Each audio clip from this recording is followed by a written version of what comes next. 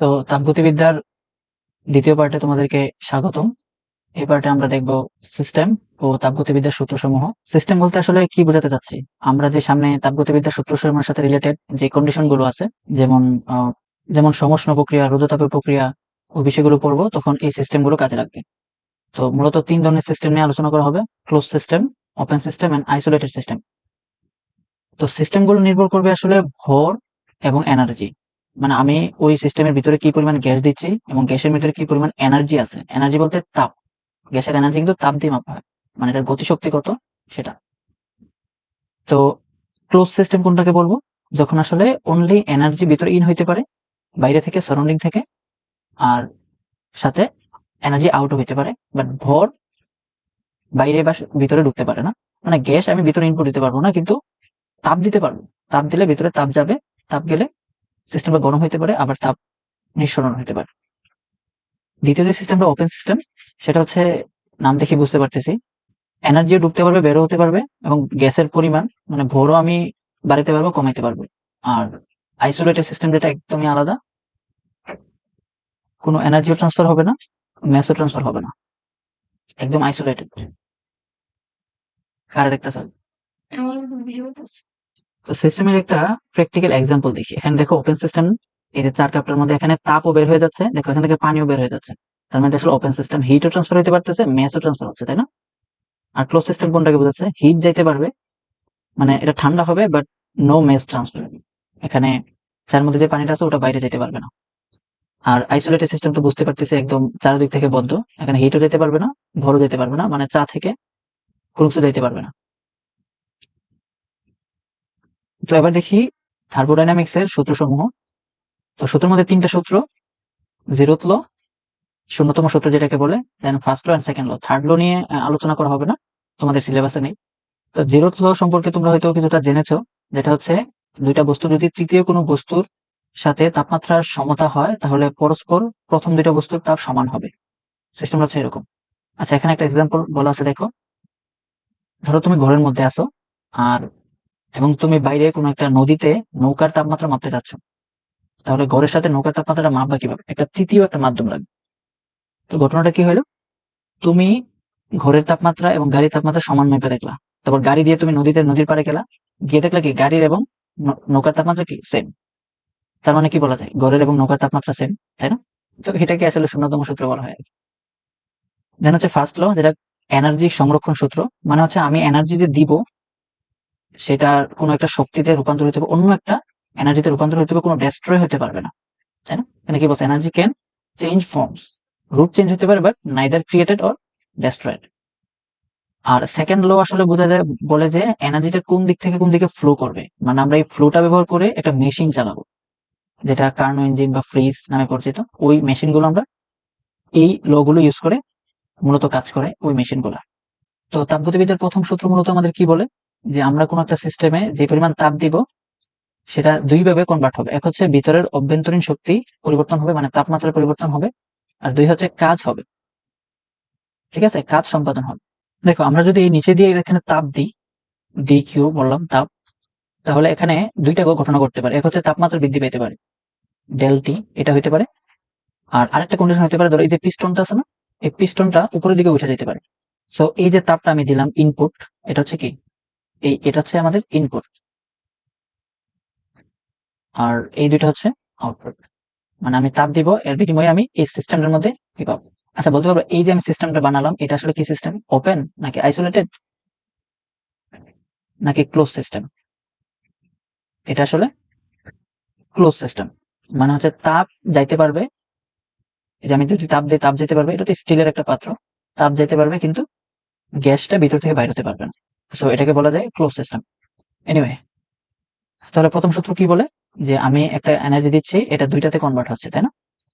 তো এখানে কাজ নির্ণয় করার ফর্মুলাটা হচ্ছে এরকম, যে D W equal P DB, মানে ভিতরে চাপ কত আছে এবং আয়তনের কত পরিবর্তন হচ্ছে। এখন ধরো পিস্টনটা এখান থেকে এখানে চলে গেল চাপটাকে সমতা রাখার জন্য, তাহলে প্রথমে ভিতরে চাপ ছিল হচ্ছে পি, আর আয়তনের কতটুকু পরিবর্তন হবে, তাহলে কতটুকু পরিমাণ এটা সরে গেল এইচ, তাই না? তাহলে এরপর আয়তন কি হবে? এটা যদি ব্যাসার্ধ আর হয়, তাহলে পাই আর স্কোয়ার এইচ। সো এইটা হবে টোটাল কাজের পরিমাণ, তাই না? তো আশা করি আমরা বুঝতে পারছি যে প্রথম সূত্রটা কিভাবে কাজ করে। তো কোন একটা সিস্টেমের ক্ষেত্রে এই ৩টা ভ্যালুর মান কিন্তু পজিটিভ এবং নেগেটিভ হইতে পারে।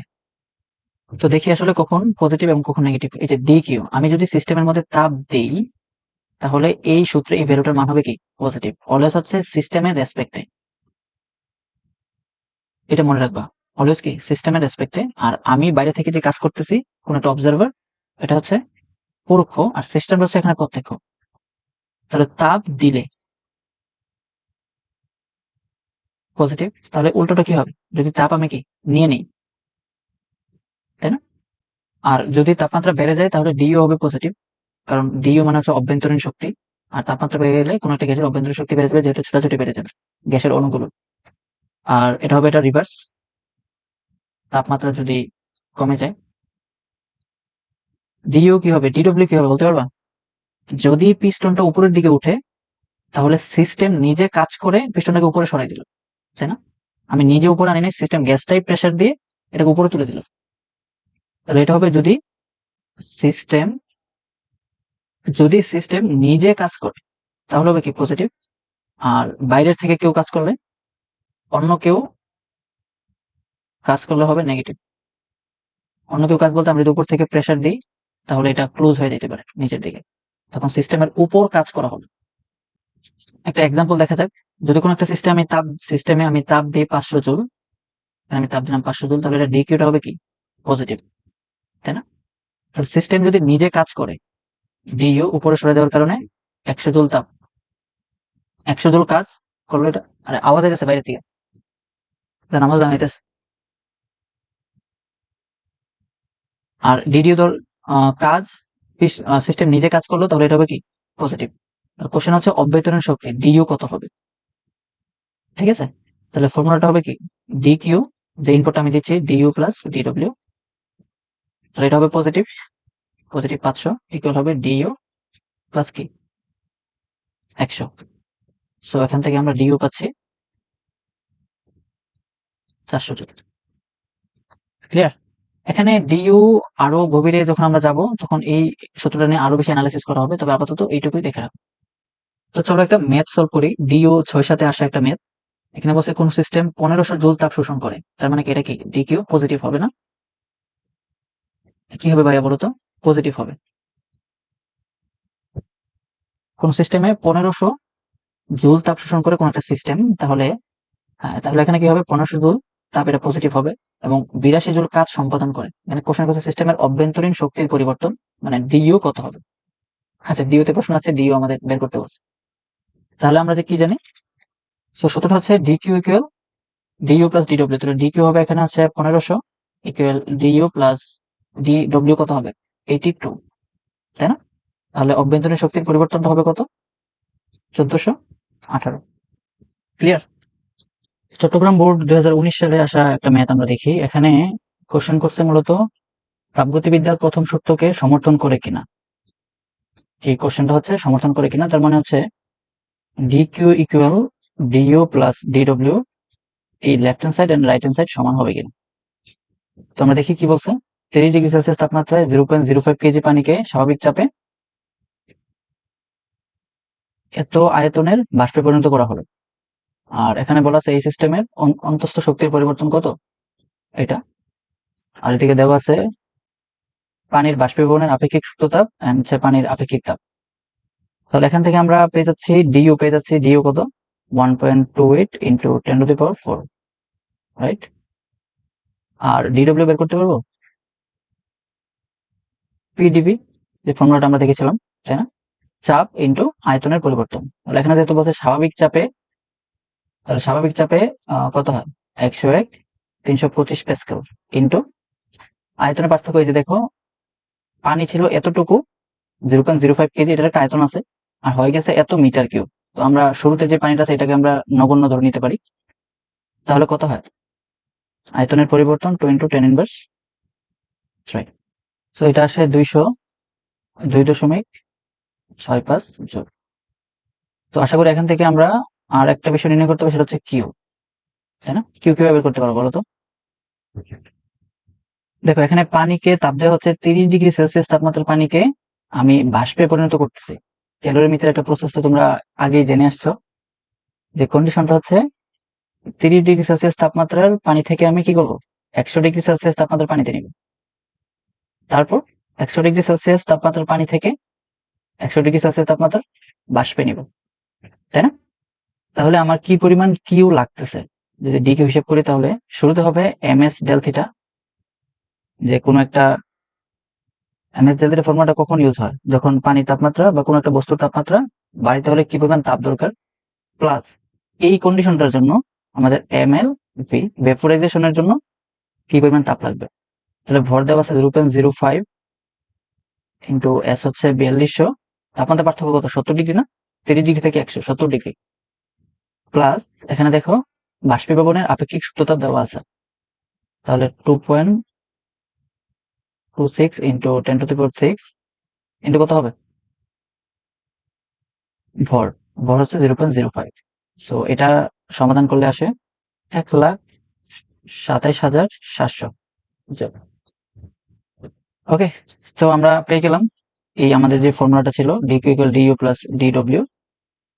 তাহলে ডিইউ প্লাস ডিডব্লিউ কত হবে, এটা হচ্ছে আমাদের রাইট হ্যান্ড সাইড, তাই না? ডিইউ হচ্ছে 1.28 ইন্টু 10⁴ প্লাস এটা হচ্ছে 202.65, যোগ করলে কত আসে, এটা আসে প্রায় 1.3 ইন্টু 10⁴ জুল। তাহলে দেখো দুটা কিন্তু মিলে নাই, তাই না? এটা এবং এটা সমান হয়, তার মানে সমর্থন করে না। আশা করি তোমরা বুঝতে পারতেছো। আচ্ছা, আমরা আরেকটা ম্যাথ দেখি, বইয়ের 10-11-তে আসা। বলছে স্বাভাবিক তাপমাত্রা ও চাপে 1 মোল আদর্শ গ্যাসের তাপমাত্রা 1 কেলভিন বাড়াতে যে কাজ সম্পাদন করে তার পরিমাণ নির্ণয় করতে বলছে। তো এখানে আমরা কাজের যে ফর্মুলাটা করেছিলাম সেটা হচ্ছে ডিইউ ইকুয়াল পিডিপি, রাইট? এখানে কিন্তু চাপ এবং আয়তনের সম্পর্ক নাই মনে হচ্ছে, এখানে মোল সংখ্যা দেওয়া আছে এবং তাপমাত্রা পার্থক্য দেওয়া আছে। তাহলে আমরা একটা ফর্মুলা তো করেছিলাম, পিভি ইকুয়াল কি, এনআরটি। ওটার ডিফারেন্সিয়েশন রূপ যেটা, সেটা হচ্ছে PDV equal NR DT. So এটা আমরা এখানে ইউজ করতে পারি। ম্যাথটা একটু ট্রিকি ছিল। সো এটা 1 ইন্টু 8.314 ইন্টু কত আসে, ডিটি হচ্ছে কত, 1। সো কাজের পরিমাণ হচ্ছে 8.314 জুল। ক্লিয়ার? তো আরেকটা প্রশ্ন দেখি, ময়মনসিংহ বোর্ডের 21 সালে আসা একটা প্রশ্ন। এখানেও সেম বলছে যে তাপগতিবিদ্যার প্রথম সূত্রকে সমর্থন করে কিনা। আশা করি এটা সলভ করতে পারবা। আচ্ছা, প্রথমে কি বলছে, বরফবিন্দু বাষ্পবিন্দু 12, 24। আচ্ছা, এখানে নেক্সট বলছে হচ্ছে শাহেদের 5 অ্যাটমসফিয়ার চাপ বিশিষ্ট একটি পাত্রে আবদ্ধ গ্যাস দেখো 2400 তাপ শক্তি সরবরাহ করে, তার মানে এটা হচ্ছে ডি কিউ, তাই না? মানে এতে গ্যাসের আয়তন 1600 থেকে 3200 সেন্টিমিটার কিউব হয় এবং অন্তস্থ শক্তি দেওয়া আছে ডিইউ কত, 1589.4। তাহলে আমাদের যে ফর্মুলাটা D Q equal DU plus DW, এখানে ডি কিউ ভ্যালু কত, ডি কিউ হচ্ছে 2400 জুল আর ডিইউ হচ্ছে 1589.4 জুল। আর ডিইউ বের করতে পারবো, সরি ডিডব্লিউ বের করতে পারবো। দেখো এখানে চাপ দেওয়া আছে, এই যে পি এর মান দেওয়া আছে এখানে পি, আর এটা হচ্ছে ভি, তাহলে ডিইউ কত হবে বলতো, পি ডিভি। এখানে জাস্ট এককের কনভার্সনটা গুরুত্বপূর্ণ, বাকি সব তো জাস্ট যোগ বিয়োগ গুণ ভাগ, তাই না? তাহলে পি কত, 5 অ্যাটমসফিয়ার, আমরা জানি অ্যাটমসফিয়ারের সাথে মিটার কিউব হইতে হবে, তাহলে 3200 মাইনাস 1600 ইন্টু সেন্টিমিটার থেকে মিটার নিলে কি করতে হয়, দেখো 1 সেন্টিমিটার হচ্ছে কি 10⁻² মিটার, তাই না? তাহলে আমি যদি কিউব করে দিই এরকম হবে না, তাহলে কি হবে 1 সেন্টিমিটার কিউব হবে কি 10⁻6 মিটার কিউব। মানে এইভাবে তোমরা কনভার্ট করতে পারো, একক থেকে মানে একমাত্রিক থেকে ত্রিমাত্রিকে চলে গেলাম, তাহলে এটা হবে 10⁻6, তাহলে এককটা কিসে আসবে, জুলে আসবে। তাহলে অ্যান্সারটা হচ্ছে 810.6। So total right hand side কত আসে, ডিইউ প্লাস ডিডব্লিউ। তাহলে ডিইউ দেওয়া আছে 1589.4 প্লাস ডিডব্লিউ কত পাইলাম, 810.6। সো এটা আসে 2400 জুল। ঠিক আছে, দেখো তার মানে আমাদের যে রাইট হ্যান্ড সাইড এন্ড হচ্ছে যে লেফট হ্যান্ড সাইড দেওয়া আছে এটা সমান, তার মানে এটা সমর্থন করে। এই টাইপের ম্যাথগুলোতে একটু ভিন্ন ওয়েতে সলভ করতে হবে এই টাইপের ম্যাথগুলো। এখানে এই যে গ্রাফ থেকে এই ভ্যালুগুলো বের করা, অন্তঃস্থ শক্তির পরিবর্তন বা কাজের পরিমাণ। আমরা তো একটু আগে দেখছিলাম যে কাজ যেটা ডব্লিউ সেটা জাস্ট পিডিবি দিলে হয়ে যায়, তাই না? কিন্তু গ্রাফ থেকে আসলে এই ভ্যালুগুলো কিভাবে আনতে হয়, তাহলে কনসেপ্টটা একটু দেখি যে লজিকটা কি। আমরা যদি পিবি একটা লেখচিত্র আঁকি, ঠিক আছে? তো এই গ্রাফটা দেখি, পি ভার্সেস বি এর একটা গ্রাফ। এখানে বলছে এ থেকে বি তে যাইতে কৃত কাজের পরিমাণ কত। তো আমাদের ফর্মুলাটা ছিল ডব্লিউ ইকুয়াল কি পিডিবি, তাই না? তাহলে এখানে পি ফিক্স দেখো 10 অ্যাটমসফিয়ার, আর আয়তনের পার্থক্য কত, 0 ছিল, এখান থেকে 5 হয়েছে, 5 মিটার কিউব। তার মানে আয়তনের পার্থক্য হচ্ছে 5 মাইনাস 0, এটা কত হয়, 50। এই বিষয়টা আসলে একটু অন্যভাবে চিন্তা করা যায়। সেটা হলো এই পিবি লেখচিত্রে যে গ্রাফটা আছে, এই যে এ বি রেখাংশটা এই এক্স অ্যাক্সিস এর উপর, মানে ভি অ্যাক্সিস এর উপর যে ক্ষেত্রফলটা তৈরি করে, এই ক্ষেত্রফলের ভ্যালুটাই হচ্ছে কি কাজের ফর্মুলা। এই ক্ষেত্রফলের ভ্যালুটাই হচ্ছে কি কাজের মানের সমান। কিরকম এটা দেখো, এই যে পি কিন্তু আমাদের দৈর্ঘ্য, এটা প্রস্থ, এরকম না? সো আমরা এই গ্রাফের ক্ষেত্রে কি করতে পারি, যদি দৈর্ঘ্য কত, এই যে 10 অ্যাটমসফিয়ার, প্রস্থের দিকে যাই কত 5, তাহলে গুণ করে দিলে কি হয় 5 10 50 যোগ। ওকে, সো এই গ্রাফগুলোকে কাজের ক্ষেত্রে আমরা এভাবে নির্ণয় করতে পারি। তো এখানে বলা আছে এককগুলো একটু খেয়াল রাখবে। দেখো পি এখানে অ্যাটমসফিয়ারে দেওয়া আছে, নিউটন মিটার ইনভার্স টু মানে অ্যাটমসফিয়ারই, আর ভি দেওয়া আছে মিটার কিউবে। সো উদ্দীপকটা কি বলছে, চিত্রের গ্যাসের চাপ ও তাপমাত্রার পরিবর্তন দেখানো হয়েছে এবং কিউ থেকে আর এ যেতে তাপগতীয় ব্যবস্থার 80 জুল তাপ শক্তি সরবরাহ করা হয়েছে। দেখো কিউ থেকে কোথায়, আর এ 80 জুল তাপ সরবরাহ করা হয়েছে। তো কোশ্চেন হচ্ছে আর অবস্থানে আসতে তাপগতীয় ব্যবস্থাটির অন্তঃস্থ শক্তির পরিবর্তন কত। গ নম্বরটা কিভাবে সলভ করবো, অন্তঃস্থ শক্তির পরিবর্তন আমরা কি জানি, ডিইউ, তাই না? তাহলে ফর্মুলাটা কি ছিল, DU plus DW equal D Q, right? তাহলে এখানে দেখো 80 জুল তাপ শক্তি সরবরাহ করা হয়েছে বলা আছে। তো এখানে আমাদের ডি কিউ এর ভ্যালুটা দেওয়া আছে 80 জুল। তাহলে এখান থেকে আমাদের ডিডব্লিউ টা বের করতে হবে। এই সিস্টেমের ক্ষেত্রে কিন্তু ডিইউ এর পরিমাণটা 0, ডিডব্লিউ এর মান 0 হবে। কেন 0 হবে, দেখতে পারতেছো বি, এই যে আয়তনের পার্থক্যটা কিন্তু 0। দেখো কিউতে বি এর মান 8 আর বি এর মান 8, তাহলে ফর্মুলা হচ্ছে ডিডব্লিউ ইকুয়াল পি ডিবি। যদি ডিবি 0 হয় তাহলে আয়তন কাজের পরিমাণও 0 হবে। সো এখানে ডিইউ হবে ডিকিউ এর সমান, আর ডিকিউ কত, 80 জুল তাপ সরবরাহ করা হয়েছে। সো এটাই আছে আনসার। আচ্ছা, ঘ নম্বরে যেটা নিয়ে একটু আগে আলোচনা করেছিলাম, এটা হচ্ছে পি কিউ আর পি চক্রের প্রতিটি ধাপে কাজের তুলনা করতে বলছে। তার মানে এখানে পি থেকে কিউ এই ধাপে, পি থেকে কিউ, কিউ থেকে আর, এন্ড আর থেকে পি, এই তিনটা ধাপে। তার মানে কি বলেছিলাম, পি থেকে কিউ যখন আমরা নির্ণয় করবো তখন এই ক্ষেত্রফলটা নির্ণয় করলে হয়ে যাবে, তাই না? আর কিউ থেকে আর এ যখন যাবো দেখো এখানে ক্ষেত্রফল নাই, তার মানে এখানে কাজের পরিমাণ 0। আর আর থেকে পি তে যখন আসবো তখন এই সম্পূর্ণ ক্ষেত্রফলটা হবে, তাই না? কিসের উপর, এক্স অক্ষের উপর, মানে ভি আয়তনের উপর। আর এখানে এককগুলো তো আমরা দেখলাম এসআই কি দেওয়া আছে। তো প্রথমে আমরা দেখি পি থেকে কিউ, তাহলে ডব্লিউ অফ পি কিউ কি হবে, যতগুলো প্রশ্ন দিতে পারি। এখান থেকে পি বরাবর হচ্ছে কত, 20, আর এদিকে হচ্ছে এটা হচ্ছে 4, এটা 8। এখানে লিখতে পারি 20 ইন্টু 8 মাইনাস 4, এটা কত আসে, 18 জুল, তাই না? কাজের পরিমাণ হচ্ছে 80 joule. And then Q R তো 0, আর এখানে তৃতীয় যে ধাপটা সেটা হলো আর থেকে পি। তো এটা একটা ট্রাপিজিয়াম তৈরি করে, ট্রাপিজিয়ামটা হচ্ছে এরকম, এটা হচ্ছে 4, এটা 8, আর এদিকে হচ্ছে 20, আর এটা হচ্ছে 40। তো ট্রাপিজিয়ামের ক্ষেত্রফল কিভাবে বলছিলাম, ট্রাপিজিয়ামের ক্ষেত্রফল কিভাবে নির্ণয় করতে হয়। তো আর থেকে পিতে আসতে কৃতকাজের পরিমাণ কি হবে, যেটা হবে হাফ ইন্টু উচ্চতা, মানে দুটি সমান্তরাল, এই দুটো হচ্ছে সমান্তরাল বাহু, সমান্তরাল বাহুদের কি মধ্যবর্তী দূরত্ব কত, এখানে 8 মাইনাস 4, আর সমান্তরাল বাহুদের যোগফল, সমান্তরাল বাহু হচ্ছে একটা হচ্ছে এই বাহুটা, এটা হচ্ছে বড় বাহুটা, তাই না? এটা হচ্ছে 20 প্লাস এটা হচ্ছে 40, তাহলে এটা আসে 4, তাহলে 2 ইন্টু 7 ইকুয়াল 120 জুল। তো আশা করি পারা যাবে। তো এখানে যেহেতু কাজের তুলনা করতে বলছে, সো আমরা কি পেলাম? আর আচ্ছা এটা লিখি ডব্লিউ পি কিউ, আচ্ছা এই কাজটা লিখি কিউ আর, সেটা হবে 0।